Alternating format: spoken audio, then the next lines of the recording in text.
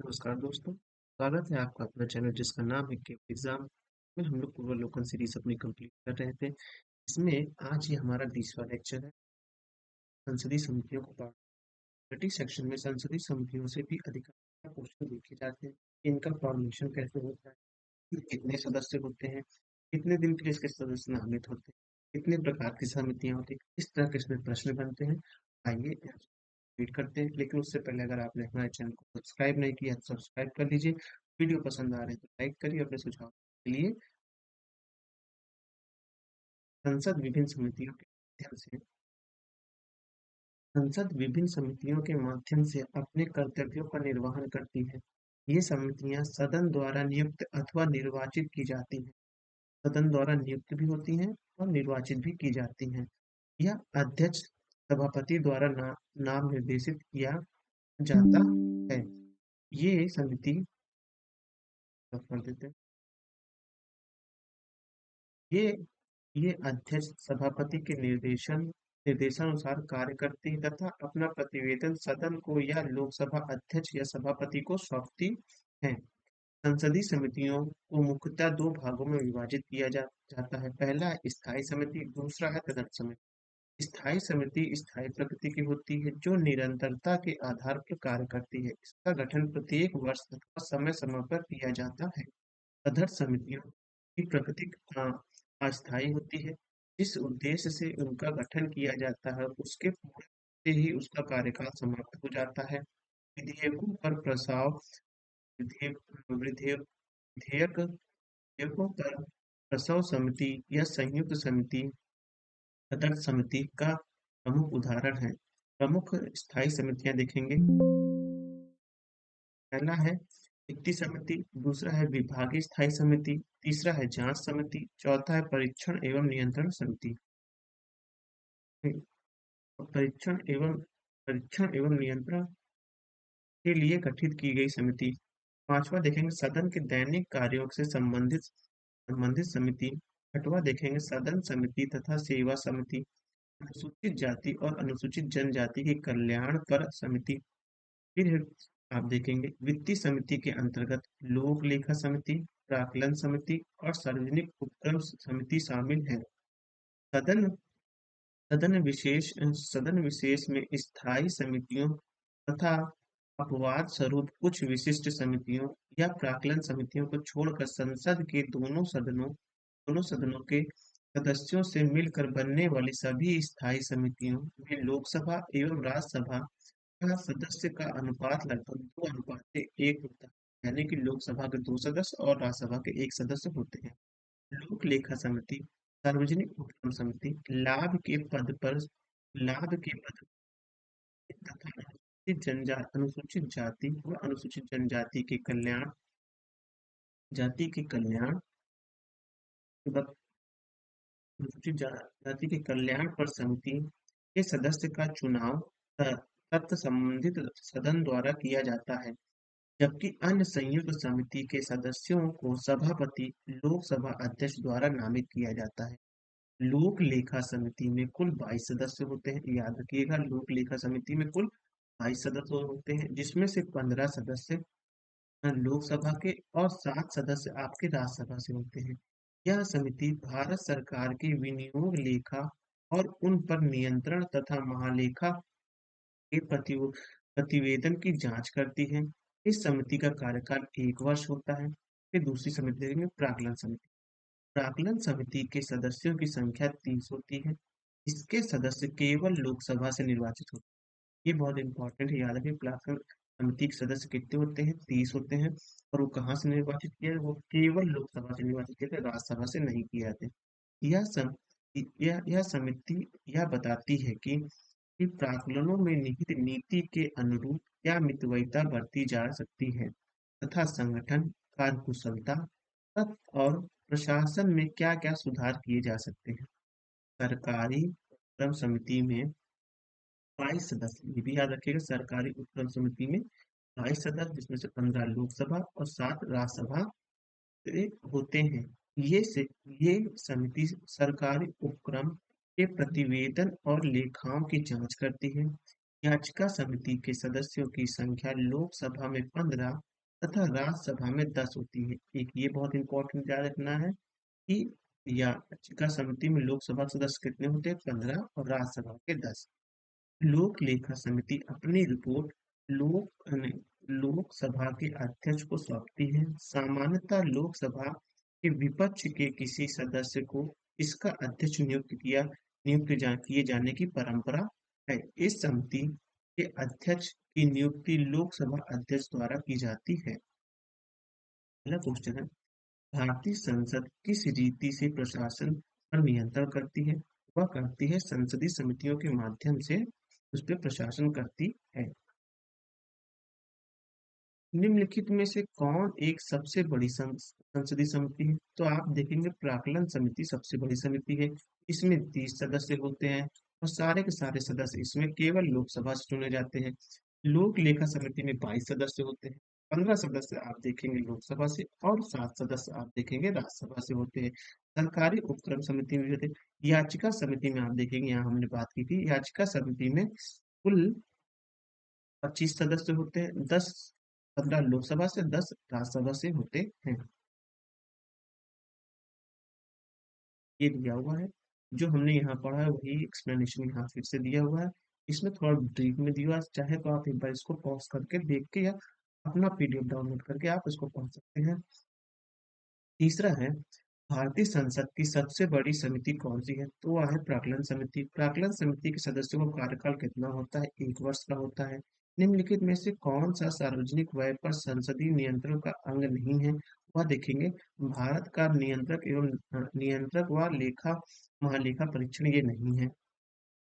संसद में स्थायी समिति के सदस्यों को लोकसभा एवं राज्यसभा से किस अनुपात में लिया जाता है? तो 2:1 से लिया जाता है। पहला वाला ऑप्शन सही है। निम्नलिखित कथनों पर विचार कीजिए। लोक लेखा समिति का अध्यक्ष लोकसभा अध्यक्ष द्वारा नियुक्त किया जाता है। लोक लेखा समिति के लोकसभा के सदस्य राज्यसभा सदस्य और उद्योग तथा व्यापार के कुछ जाने माने व्यापारी सम्मिलित होते हैं। इसमें से कौन सही? इसमें पहला सही है, क्योंकि इधर देखेंगे ये व्यापारी लोग इसमें शामिल नहीं होते हैं, ये ध्यान रखना है। हाँ, इनकी जो नियुक्ति करता है वो लोकसभा का अध्यक्ष करता है, तो पहला वाला सही है। देखेंगे 8वां प्रश्न, भारतीय संसद के लोक लेखा समिति समीक्षा की जाती है, वह किया जाती है मतलब कि किसके कार्य की समीक्षा करती है? वो नियंत्रक एवं महालेखा के प्रतिवेदन की समीक्षा करती है। कथन 9वां प्रश्न देखेंगे, लोक लेखा तथा सार्वजनिक उपक्रम की समितियों से राज्यसभा के सदस्य भी संबंधित होते हैं। जबकि प्राक्कलन समिति के जबकि प्राक्कलन समिति के लिए सदस्य केवल लोकसभा के लिए किए जाते हैं, तो ये सही है। प्राक्कलन समिति के सदस्य 30 होते हैं और वो लोकसभा से संबंधित होते हैं, सही है। लोक लेखा तथा सार्वजनिक उपक्रम की समिति राज्यसभा के सदस्य से संबंधित होती है, तो आप देखेंगे ये भी सही है, पहला और सेंटेंस हमारा सही है। फिर है संसदीय कार्य मंत्रालय कुल मिलाकर संसदीय कार्यों की मंत्रिमंडलीय समिति के निर्देश से कार्य करता है, ये भी सही है। विभिन्न मंत्रालयों में भारत सरकार द्वारा गठित समितियों, परिषदों, मंडलों एवं आयोग के सदस्यों को संसदीय कार्य मंत्री नामित करते हैं, तो ये भी सही है। डी वाला ऑप्शन देखेंगे आप, सही है।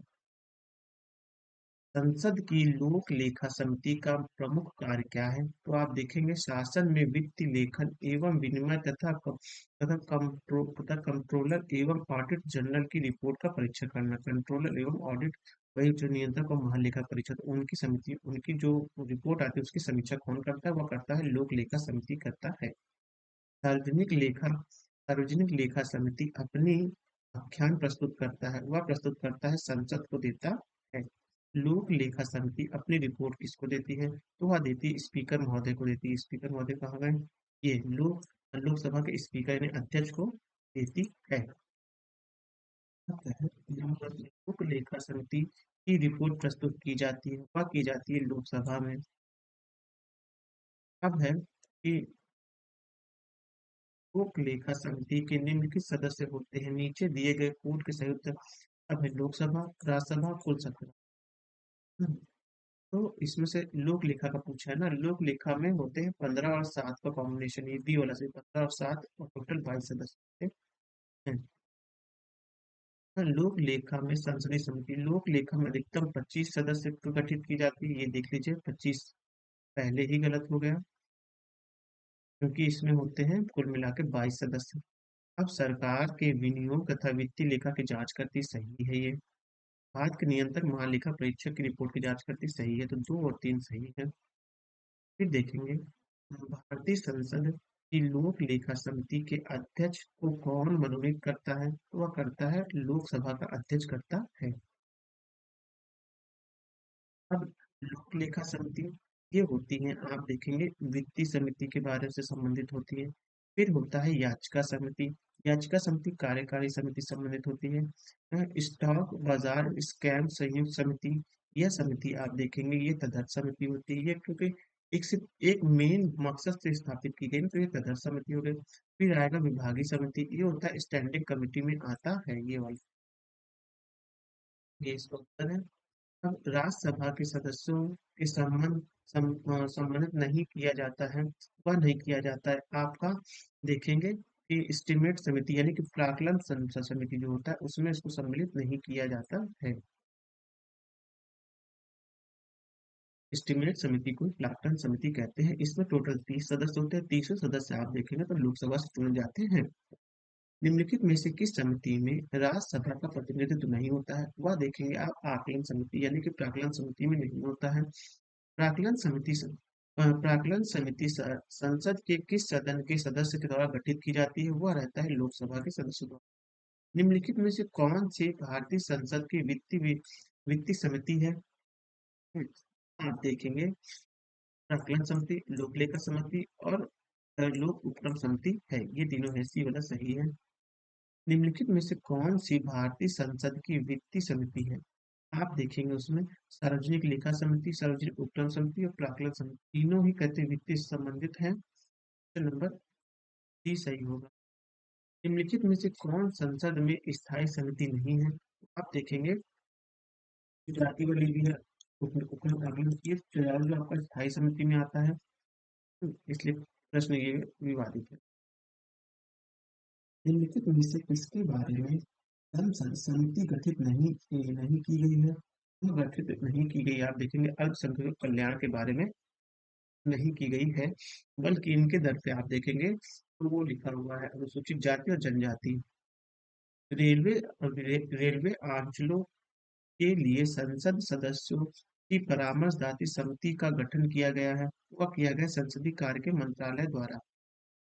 2G स्पेक्ट्रम मुद्दे की जांच करने के लिए बनाई गई संयुक्त संसदीय समिति में शामिल थे, उसमें शामिल थे 20 सदस्य, 20 सदस्य लोकसभा से और 10 सदस्य राज्यसभा से थे। ये उस वक्त बहुत ही चर्चित मामला चला था, घोटाला 2G घोटाला, देखिए उसी वक्त इसके प्रश्न आया था। 2G स्पेक्ट्रम 2G स्पेक्ट्रम कांड की जांच करने हेतु बनी संसद की संयुक्त समिति का अध्यक्ष कौन था, तो वो थे पीसी चाको थे। ये देखिए 2010 और राजस्थान 2012 में आया है।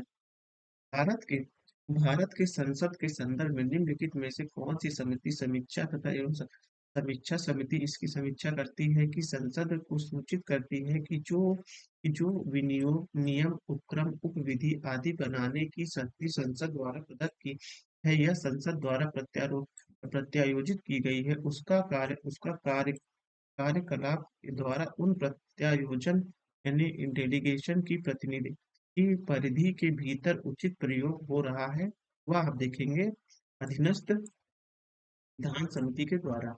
2018 में आया प्रीलिम का क्वेश्चन है, ये भी ध्यान रखिएगा, इंपॉर्टेंट हो सकता है क्योंकि नया क्वेश्चन है। अब देखेंगे भारत में यह है कि भारत में दूरसंचार बीमा विद्युत आदि क्षेत्रों में स्वतंत्र नियामकों की परीक्षण निम्नलिखित में से कौन करता है, वह करता है, आप देखेंगे कि संसद द्वारा गठित तदर्थ समिति और संसदीय विभाग संबंधित स्थायी समिति द्वारा किया जाता है। अब देखेंगे हम संसदीय अधिसूचना देखेंगे, सॉरी संसदीय अधिनियम देखेंगे। ये भी इम्पोर्टेंट टॉपिक है, संसदीय अधिनियम। अब है खाद्य मिलावट निवारक अधिनियम 1954 है कि वर्ष 1954 में अधिनियमित तथा सर्वप्रथम 1 जून 1955 से प्रभावी हुआ है। फिर सिविल अधिकार संरक्षण अधिनियम 1955 के अधीन सभी दंडीय अपराध संज्ञेय व संक्षिप्त विचाराधीन होते हैं। सिविल अधिकार संरक्षण अधिनियम 1955 के अंतर्गत अपराध पर विचार प्रथम श्रेणी न्यायिक मजिस्ट्रेट तथा महानगरों के मामले में मेट्रोपॉलिटन मजिस्ट्रेट द्वारा किया जाता है। ये सब आपको ये ध्यान रखना है कि जो ये अधिनियम दिए गए हैं, यह अधिनियम कब बने हैं, इस वर्ष में लागू है, बस इतना ध्यान रखना है। देखेंगे, घरेलू हिंसा में महिला का संरक्षण अधिनियम 2005 26 अक्टूबर 2006 से लागू हुआ। क्रिमिनल ट्राइबल्स एक्ट सर्वप्रथम 1871 में अधिनियमित हुआ। अनुसूचित जाति और अनुसूचित जनजाति अत्याचार निवारण अधिनियम 1989 भारत में 30 जनवरी 1990 से लागू हुआ। वर्ष 2016 के संशोधन अधिनियम में इसके किए गए संशोधन 26 जनवरी 2016 से प्रभावी हुए। अनुसूचित जाति और अनुसूचित जनजाति अत्याचार निवारक अधिनियम 1989 के उद्देश्यों को क्रियान्वित करने के लिए केंद्र सरकार के पास नियम बनाने की शक्ति है। यह अधिनियम संरक्षण भेद के सिद्धांत पर आधारित है। इस अधिनियम के तहत गिरफ्तारी पूर्व जमानत पूर्णतः निषेध है। अनुसूचित जाति और अनुसूचित जनजाति अत्याचार निवारण अधिनियम 1989 के अधीन किए गए अपराध का अन्वेषण पुलिस उपाधीक्षक के नीचे के रैंक के अधिकारी द्वारा नहीं किया जाएगा। इस अधिनियम के अंतर्गत किसी निर्णय, दंडादेश या आदेश के विरुद्ध उच्च न्यायालय में अपील तदर्थ और विधि दोनों के संबंध में होती है। अनुसूचित जाति और अनुसूचित जनजाति अत्याचार निवारण अधिनियम के अधीन अधीन अपराधों का विचारण करने के लिए सेशन न्यायालय को विशेष न्यायालय के रूप में निर्देशित करने का उद्देश्य शीघ्र विचारण है। यदि कोई व्यक्ति अस्पष्टता के आधार पर किसी व्यक्ति को किसी अस्पताल, औषधालय या शिक्षण संसाधन संस्था में प्रवेश से इनकार करता है, तब वह सिविल अधिकार संरक्षण अधिनियम 1955 की धारा 5 के अंतर्गत दंडनीय है। हिंदू विवाह अधिनियम 1955 में हिंदू हिंदू उत्तराधिकार अधिनियम 1956 में तथा सती यानी कि सती निरोध अधिनियम 1987 में लागू हुआ। सूचना अधिकार अधिनियम 2005 में लागू हुआ। ये याद रखिएगा, इंपॉर्टेंट है। सूचना अधिकार अधिनियम 12 अक्टूबर 2005 से लागू हुआ। सूचना का अधिकार एक विधिक अधिकार है, याद रखिएगा, कोई मौलिक अधिकार नहीं है, ये विधिक अधिकार है। सर्वोच्च न्यायालय ने अपने अनेक निर्णयों में सूचना के अधिकार को संविधान के अनुच्छेद 19(1) का में प्रदत्त भाषण एवं अभिव्यक्ति के मौलिक अधिकार में निहित माना है। सूचना का अधिकार अधिनियम का उद्देश्य सार्वजनिक अधिकारियों से सूचना प्राप्त करना है। सूचना का अधिकार अधिनियम 2005 के अनुसार केंद्रीय सूचना आयुक्त का कार्यकाल 5 वर्ष या 65 वर्ष की आयु तक होता है। सूचना का अधिकार संशोधन अधिनियम 2019 के द्वारा उक्त अधिनियम में किए गए संशोधन के तहत अब मुख्य सूचना आयुक्त और अन्य सूचना आयुक्त का कार्यकाल केंद्र सरकार द्वारा निर्धारित किया जाएगा। तदनुसार केंद्र सरकार द्वारा अक्टूबर 2019 में अधिसूचित सूचना का अधिकार अधिनियम 2019 के तहत इसे 3 वर्ष या 65 वर्ष की आयु तक निर्धारित किया गया। इसके अतिरिक्त केंद्र व राज्य स्तरीय मुख्य सूचना आयुक्त और अन्य सूचना आयुक्तों को वही वेतन, भत्ता एवं अन्य सुविधाएं प्राप्त होंगी जैसे केंद्र सरकार निर्धारित करे। मतलब कि केंद्र सरकार इसका निर्धारित करेगी। मजदूर किसान संगठन, शक्ति संगठन नामक सामाजिक आंदोलन सूचना के अधिकार हेतु संघर्ष एवं जन आंदोलन के लिए जाना जाता है। नमित शर्मा बनाम भारत संघवाद सूचना के अधिकार अधिनियम 2005 से संबंधित है। राष्ट्रीय हरित हरित न्याय प्राधिकरण 2010 के द्वारा देश में एक राष्ट्रीय हरित न्यायाधिकरण के गठन किया गया है। ये याद रखिएगा, नेशनल ग्रीन ट्रिब्यूनल के बारे में, ये 2010 में बना है। ये आपको यहाँ भी काम आएगा, साथ ही साथ ये जो संस्था है आपको काम आएगी जब आप इकोलॉजी और इन्वायरमेंट को कंप्लीट करेंगे, उसमें भी इसके बारे में पूछा जाएगा। आगे देखते हैं। पंचायतें यानी कि अनुसूचित क्षेत्र के विस्तार अधिनियम 1996 का उद्देश्य अनुसूचित क्षेत्र में स्वशासन स्थापित करना है, जिससे पारंपरिक अधिकारियों की रक्षा हो सके तथा जनजाति लोगों के शोषण से मुक्ति किया जा सके। प्रश्न देख लेते हैं। किस वर्ष में खाद्य मिलावट निवारक अधिनियम प्रथम बार लागू किया गया? वो था 1954 के समय। दूसरा प्रश्न है, सिविल अधिकार संरक्षण अधिनियम 1955 के अधीन सभी दंडनीय अपराध हैं वह होंगे संज्ञेय तथा संक्षिप्त विचाराधीन होंगे। तीसरा प्रश्न है, सिविल अधिकार संरक्षण अधिनियम 1955 के अंतर्गत अपराध का विचारण किस न्यायालय द्वारा किया जाएगा? वह किया जाएगा प्रथम श्रेणी न्यायिक मजिस्ट्रेट के द्वारा किया जाएगा। फिर है, सिविल अधिकार संरक्षण अधिनियम 1955 के अंतर्गत सभी दंडनीय अपराध होंगे वह होंगे संज्ञेय तथा संक्षिप्त विचाराधीन, ये और संज्ञेय तथा अश्मनीय होंगे। सिविल अधिकार संरक्षण अधिनियम 1955 के अधीन सभी अपराध कैसे होंगे? संज्ञेय होंगे और कारावास तथा जुर्माने से दंडनीय होंगे। छठवां प्रश्न, यदि कोई व्यक्ति अस्पृश्यता के आधार पर किसी व्यक्ति को किसी अस्पताल, औषधालय तथा शैक्षणिक संस्थानों में प्रवेश से करता है, तब वह सिविल अधिकार संरक्षण अधिनियम 1955 की किस धारा के अंतर्गत दंडनीय होगा? वो होगा धारा 5 के अंतर्गत दंडनीय होगा। अब देखेंगे, सिविल अधिकार संरक्षण अधिनियम 1955 के की निम्नलिखित में से किस धारा के अंतर्गत सामूहिक जुर्माना अधिरोपण करने की राज्य सरकार की शक्ति का उपबंध किया गया है? वह है धारा 10 का में किया गया है। सिविल अधिकार संरक्षण अधिनियम का विस्तार है, वह देखेंगे संपूर्ण भारत में उसका विस्तार है। सिविल अधिकार संरक्षण अधिनियम 1955 का विस्तार है, संपूर्ण भारत में उसका विस्तार है। सिविल अधिकार संरक्षण अधिनियम 1955 के निम्नलिखित में से किस धारा के अंतर्गत कंपनियों द्वारा अपराध का उपबंध किया गया है? वह है धारा 14। सिविल अधिकार संरक्षण अधिनियम 1955 के अंतर्गत कंपनियों द्वारा अपराध किए जाने की दशा में क्या उत्तरदायित्व है? उसमें है उपरोक्त सभी, यानी सचिव भी है, महानिदेशालय भी और प्रबंध तीनों ही है।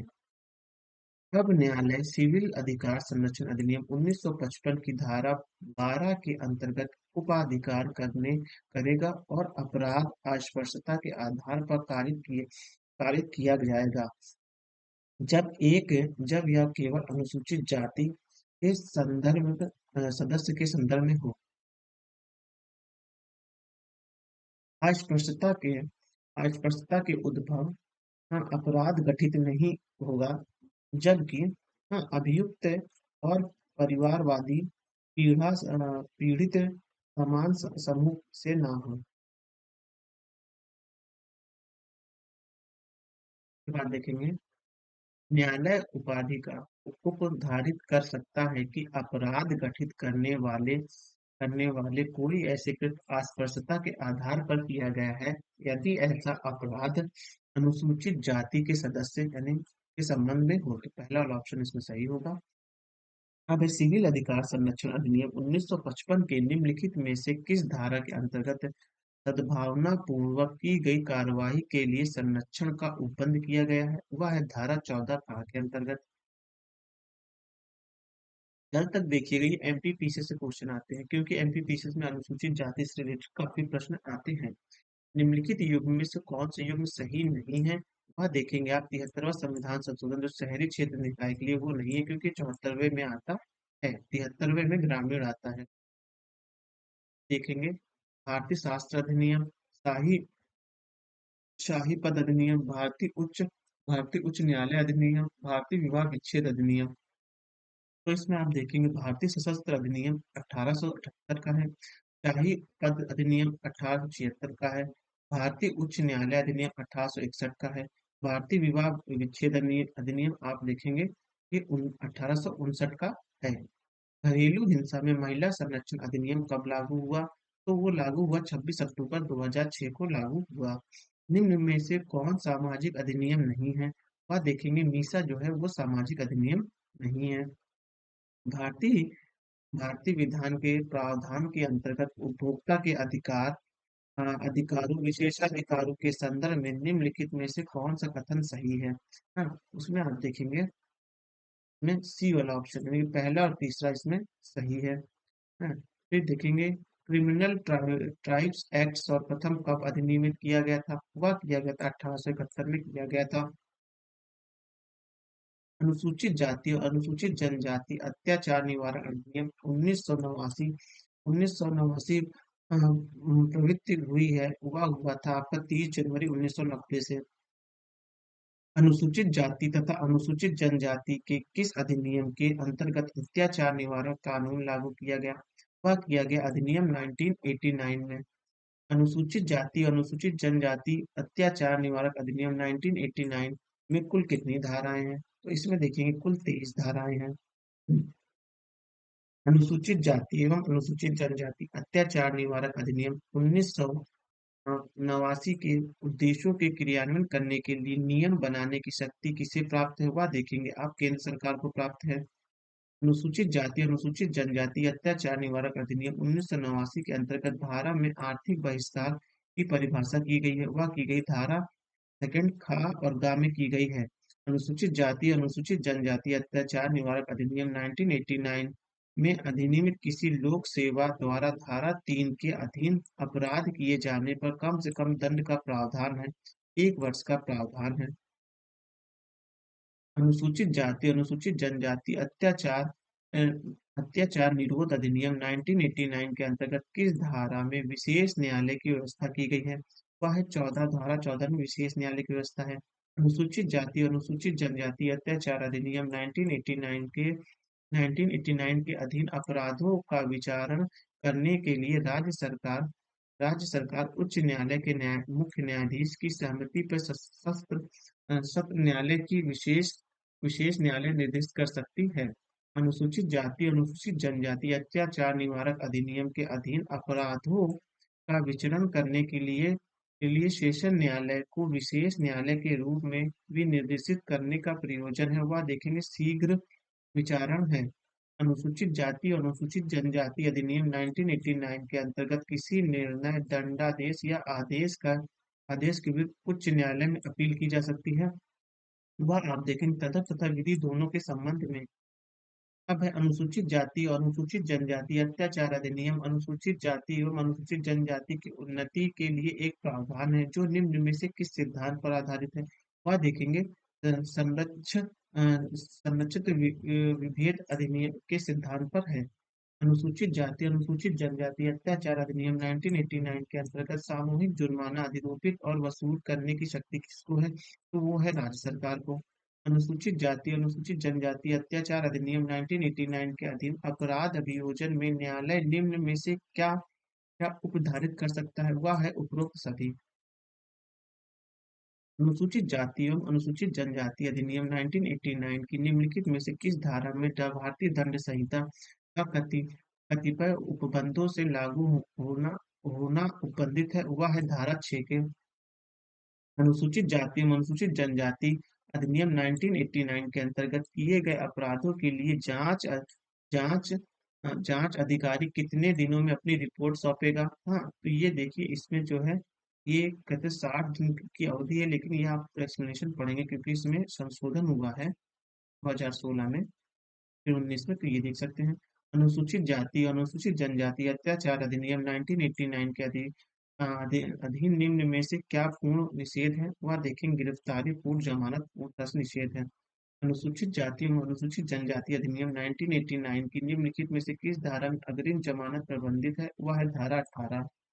अनुसूचित जाति और अनुसूचित जनजाति अत्याचार निवारक अधिनियम 1989 के अधीन किए गए अपराधों का अन्वेषण ऐसे पुलिस अधिकारी द्वारा किया जाएगा जो उप निरीक्षक रैंक से कम ना हो।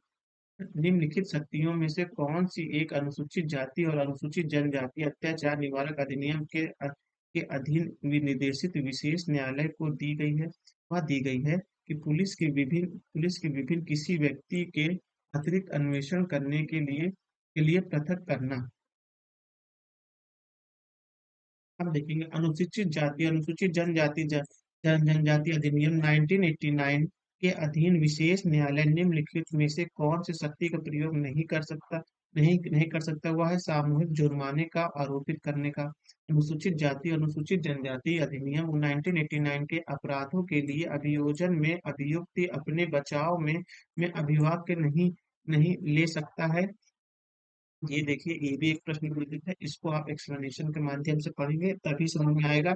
अब 43वां प्रश्न है, अनुसूचित जाति अनुसूचित जनजाति अत्याचार निवारक अधिनियम 1989 के अंतर्गत कोई व्यक्ति जो अनुसूचित जाति या अनुसूचित जनजाति का सदस्य नहीं है, जादू टोना करने या डायन होने के अभिकथन पर अनुसूचित जाति अनुसूचित जनजाति के सदस्यों की शारीरिक हानि पहुंचाने या मानसिक यात्रा देने देना, वह किसी किसी अवधि के कारावास से दंडित होगा। वह आप देखेंगे कि जिसकी अवधि 6 माह से कम नहीं होगी, किंतु जो 5 वर्ष तक ही हो सकेगी और जुर्माना हो। अब 44वां प्रश्न देखेंगे, निम्नलिखित में से कौन सा कथन असत्य है? तो आप देखेंगे कि अनुसूचित जाति अनुसूचित जनजाति अत्याचार निवारक अधिनियम की धारा 14(1) में स्थापित अनन्य अनन्य विशेष न्यायालय धारा 2 भाग के में परिभाषित है। तो ये जो है सही कथन नहीं है।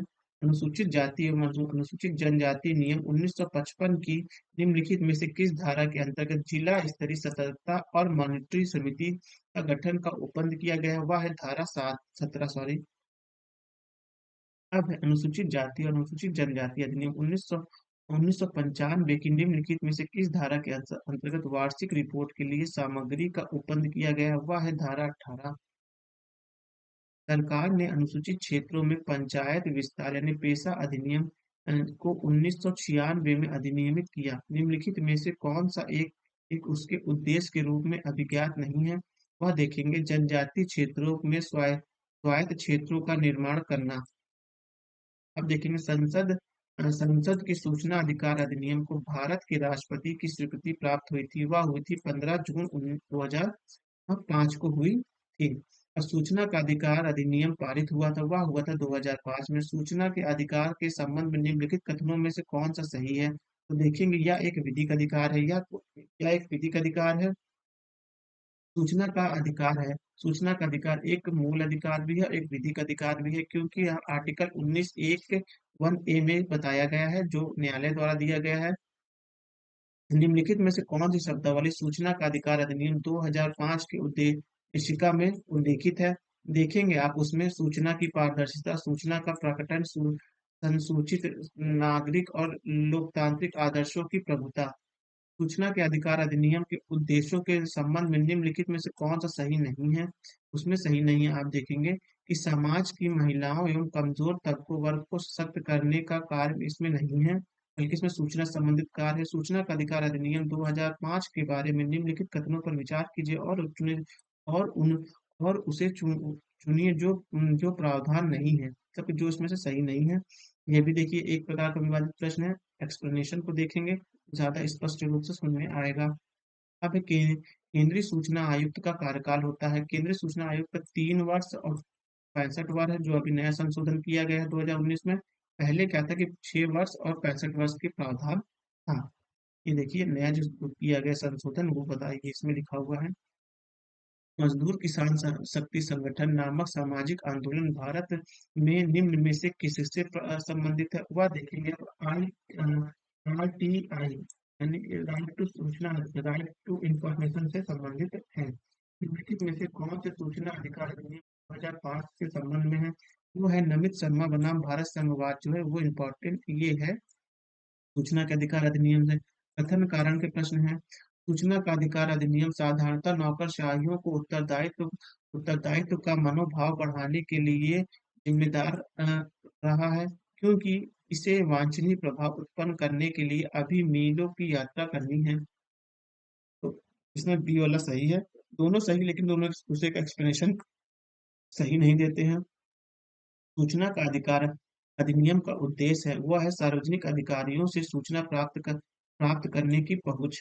अब किस उच्च न्यायालय ने अपने महत्वपूर्ण फैसले में कहा है कि आरटीआई आवेदन में सूचना के अधिकार के अंतर्गत सूचना मांगने का कारण अवश्य बताना चाहिए? वह आप देखेंगे मद्रास उच्च न्यायालय ने कहा है। अब 1961 में नागरिक अधिकार पत्रों के मूल तत्वों में कौन सम्मिलित नहीं था? वह था अभिकरणों के कार्यों के संरक्षित का प्रावधान नहीं था।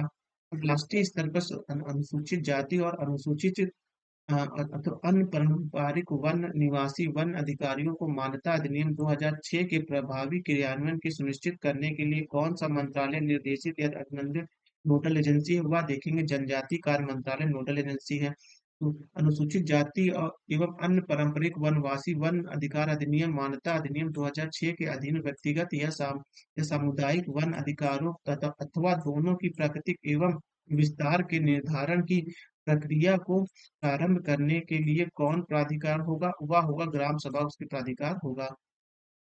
अब देखेंगे राष्ट्रीय हरित न्यायाधिकरण अधिनियम 2010 भारतीय संविधान के निम्नलिखित में से कौन से प्रावधान के अनुरूपित अधिनियमित हुए हैं? वह देखेंगे आप हुए हैं स्वस्थ पर्यावरण के अधिकार के अनुरूप जो अनुच्छेद 21 के अंतर्गत जीवन के अधिकार की मांग है। इसमें के सहायता एमसी मेहता के सहायता भाषा अनुवाद इसमें स्वच्छ पर्यावरण के बारे में बताया गया था। भारत सरकार द्वारा राष्ट्रीय हरित प्राधिकरण की एनजीटी की स्थापना की गई, वह की गई थी 2010 में। राष्ट्रीय हरित न्यायाधिकरण के किस निर्णय में कोई व्यक्ति सर्वोच्च न्यायालय में अपील कितने दिन के भीतर कर सकता है? वह कर सकता है 90 दिन के भीतर कर सकता है। भूमि अधिग्रहण अधिनियम 1894 के संदर्भ में निम्नलिखित में से कौन सा कथन सत्य नहीं है? तो आप देखेंगे इसका उद्देश्य भारत में भूमि सुधार प्रक्रिया को बढ़ावा देना है, ये सही नहीं है।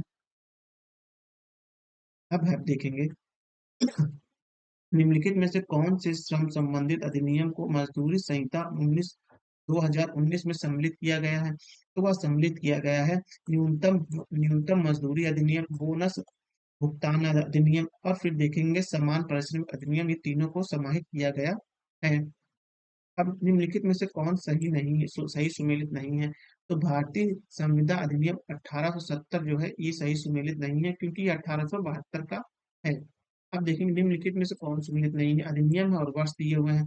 तो राजद्रोही सभाओं को रोकने का अधिनियम 1908 जो दिया वो सही नहीं है, क्योंकि ये 1907 का है। ये देखिए नीचे मेंशन 1907 का है। आपदा प्रबंधन एक्ट कब बनाया गया? ये बनाया गया था 2005 में बनाया गया था। फिर है भारत की संसद द्वारा आपदा प्रबंधन अधिनियम पारित किया गया, वह पारित किया गया था 2005 में। भारत में आपदा प्र, भारत में आपदा प्रबंधन के लिए राष्ट्रीय आपदा प्रबंधन डिवीजन गृह मंत्रालय की एक नोडल डिवीजन है। राष्ट्रीय आपदा प्रबंधन प्राधिकरण का प्रधान अध्यक्ष कौन होता है? वो होता है प्रधानमंत्री होते हैं हमारे। हाँ, लॉकडाउन के दौरान भारत सरकार के द्वारा प्रयुक्त असाधारण शक्तियों को विधिक आधार निम्नलिखित में से किन कानूनों से प्राप्त थे? वह थे डिजास्टर मैनेजमेंट एक्ट 2005 का, और था एपिडेमिक डिजास्टर रीजनल एक्ट 19 1897 का था। ये दोनों बहुत इंपॉर्टेंट है, आए थे प्रश्न, ध्यान रखिएगा। हम्म, भारत सरकार ने वन संरक्षण अधिनियम किस वर्ष में अधिसूचित किया? हुआ किया था 1990 में किया था, सॉरी 1990 में भारतीय वन अधिनियम किया था। अब निम्नलिखित कथनों पर विचार करना है। पहला इसमें देखेंगे कि अ, आधार मेटा डेटा को 3 महीने के अधीन संग्रहित नहीं किया जा सकता है। राज्य निजी निगमों के आधार डेटा को साझा करने के लिए कोई उपबंध नहीं है, तो ये सही है। फिर चौथा देखेंगे आधार भारत की संचित निधि में हित लाभ प्राप्त करने के लिए अनिवार्य है, ये भी सही है। देखेंगे निम्नलिखित कथनों पर विचार कीजिए। शिक्षा का अधिकार यानी आरटीआई अधिनियम के अनुसार किसी राज्य में शिक्षा के रूपों में नियुक्त होने हेतु आहत होने के लिए किसी व्यक्ति में संबंधित राज्य अध्यापक शिक्षा परिषद द्वारा निर्धारित न्यूनतम योग्यता का होना अनिवार्य है। फिर इसमें देखेंगे आरटीआई आरटीआई अधिनियम के अनुसार प्राथमिक कक्षाओं में शिक्षा हेतु किसी अभ्यर्थियों के लिए राष्ट्रीय अध्यापक शिक्षा परिषद के दिशा निर्देशों के अनुरूप किए गए अध्यापक आहट परीक्षा के लिए उत्तीर्ण होना आवश्यक है। तो ये दूसरा वाला सही है। प्री ये देखिए इंपॉर्टेंट क्वेश्चन प्री 2018 में आया है। भारतीय खाद्य आयोग की स्थापना किस अधिनियम के अंतर्गत की गई थी? वह की गई थी राष्ट्रीय खाद्य सूचना अधिनियम 2013 के अनुसार की गई थी, जिसके तहत आज हमें वर्तमान में 5 किलो अनाज मिलता है। ये वही है। भारत भारत में जिला स्तर पर उपभोक्ता विवाद निवारण के संदर्भ में निम्नलिखित में से कौन सा सही नहीं है? तो आप देखेंगे वो सही नहीं है कि जिला फोरम उन्हीं शिकायतों की सुनवाई कर सकता है जिनमें माल या सेवाओं के कुल मूल्य 50 लाख रुपए से अधिक का नहीं हो। तो ये सही है इसमें। इस तरह से ये क्वेश्चन हमारे सही हुए थे। अब नेक्स्ट पार्ट में हम देखेंगे सर्वोच्च न्यायालय के बारे में पढ़ेंगे, लेकिन उससे पहले अगर आपने अभी तक हमारे चैनल को सब्सक्राइब नहीं किया तो सब्सक्राइब कर लीजिए। वीडियो पसंद आ रहे हैं तो वीडियो को लाइक करिए और कुछ सुझाव देने के लिए अपना कमेंट जरूर करिए। धन्यवाद।